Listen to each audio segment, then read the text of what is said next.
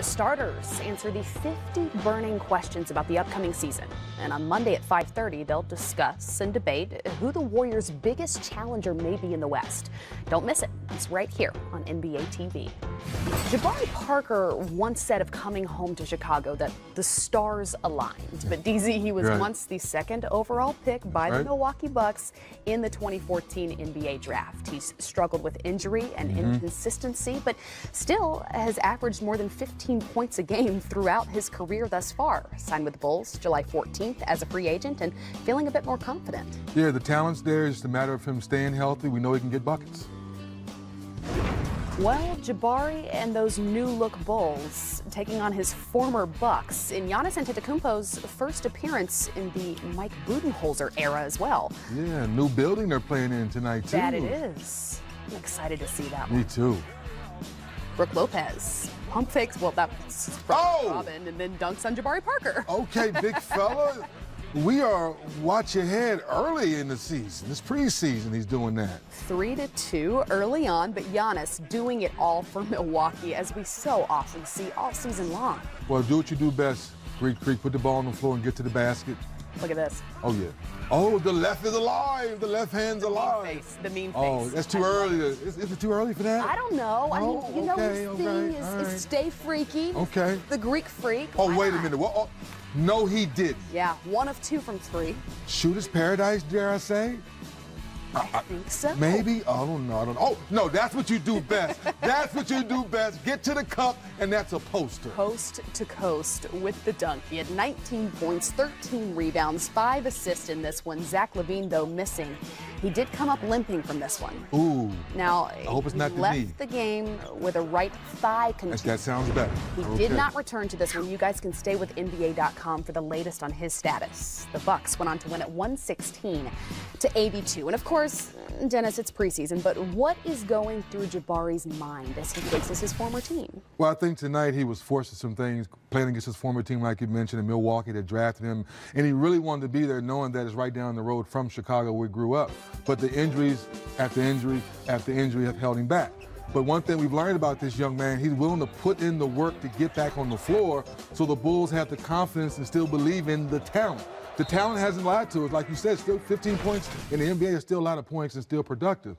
You got to figure out a way to get those legs to finish up the NBA season so you can continue your career. Giannis's stat line that I mentioned, by the way, was in 22 minutes. A cool 22 minutes. Cool 19 22 minutes. Points, 13 rebounds, 5 assists, 1 of 2 from 3 as well. I know that he's going to be in that MVP conversation, but perhaps are we rushing over Coach Bud and the Bucks in the Eastern Conference playoff conversation? Well, one thing we know about Coach Bud, he's going to put this talent in the right situation.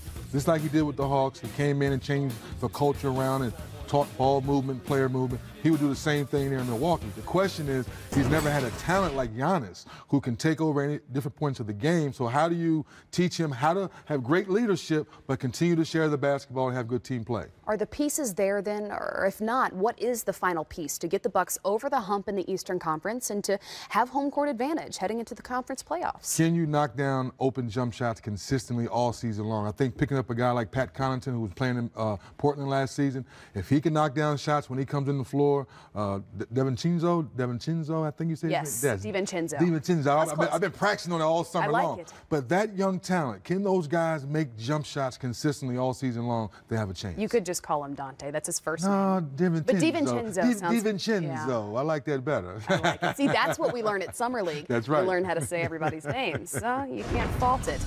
And the Empire State of Mind. Oh, there's my guy right there, baby. There's my guy. The 9th overall pick, Kevin Knox, and the Knicks in Brooklyn to take on the Nets. Knox getting the tough layup to go. He had 7 points, 3 of 6 from the field, 22 minutes in this game. Notice LeVert throwing it down on the other end. He's another young guy. Is he ready to take that next step of being one of those big-time players in the league?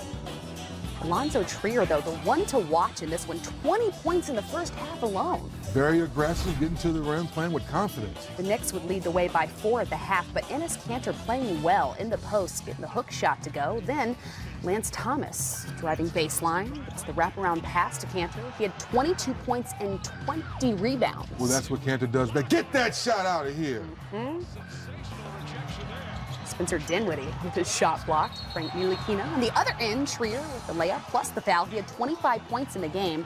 But a tough moment here for the Knicks' second-round pick, Mitchell Robinson. While running back on defense, he would injure his right ankle. Now, he would leave the game and not return. And like I said, stay with NBA.com for the latest on his health status moving forward.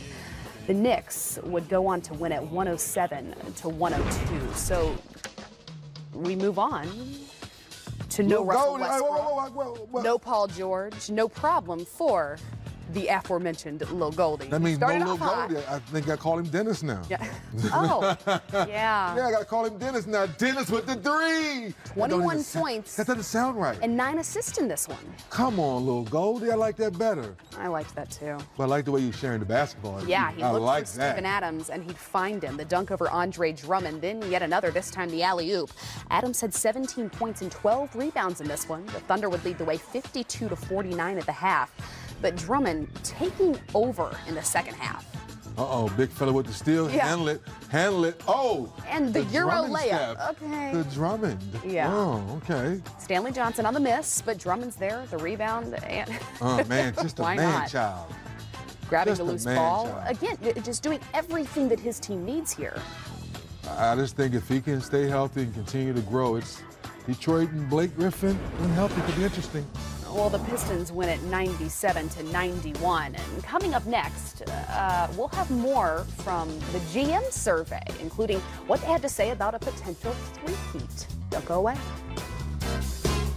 A year, the 17th annual NBA.com GM survey has been released. The NBA's general managers respond to 49 different questions about the offseason behind and the season ahead. So what looks different from last season?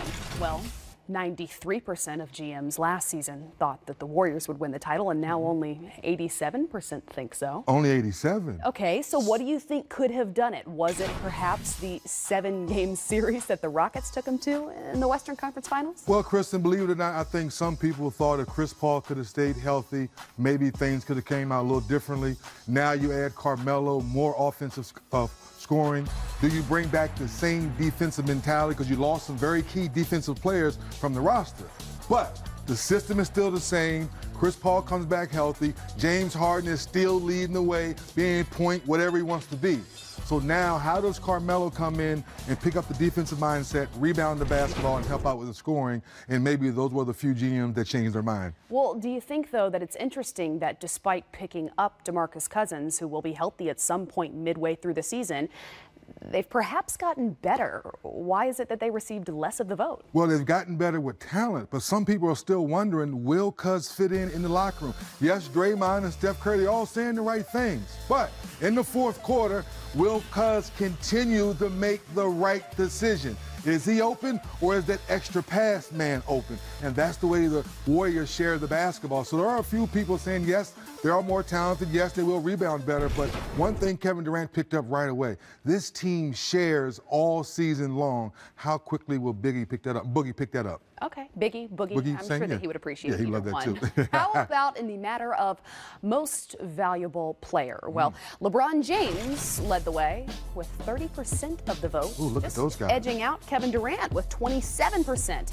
So he played all 82 games last season. He came up short in the NBA Finals and in MVP voting. Do you see it as logical for LeBron to make another MVP push? It makes sense because now he's going to a new situation, and as he elevates this young team to another plateau, now he's going to get extra votes because they're going to say, how's LeBron James doing it at this age with this young team that's never been deep into the playoffs? Wait a minute, they haven't even made the playoffs yet. Yeah. So if they make the playoffs with LeBron James leading the show, he will get extra votes. And some people are saying, why is Steph Curry's name not on that list? Well, maybe because he and KD may cancel each other out. Okay, well, James Harden and Anthony Davis also got votes. Is there anybody that you would include on that list? Yeah, I don't understand why Uncle Drew's not on that list. I think people forgot about last year. He was rolling before he got hurt. I think around the 20th game part of the season, he goes down. Now, same situation as LeBron from the standpoint, well, this young team grew up last year without Kyrie. So now Kyrie comes back with the team more confident,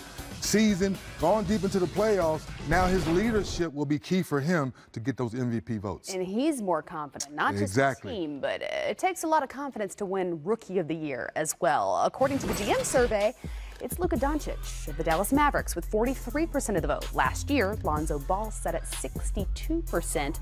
With, though, that professional experience under his belt, do you see Luka as a shoo-in as he makes this transition? I wouldn't say a shoo-in, Kristen, but I'm not mad at the GMs for voting this young man because he will get plenty of opportunity. The numbers should be there. Rick Carlisle is one of the best coaches in our game that takes young talent like this and puts him in good situations to be successful.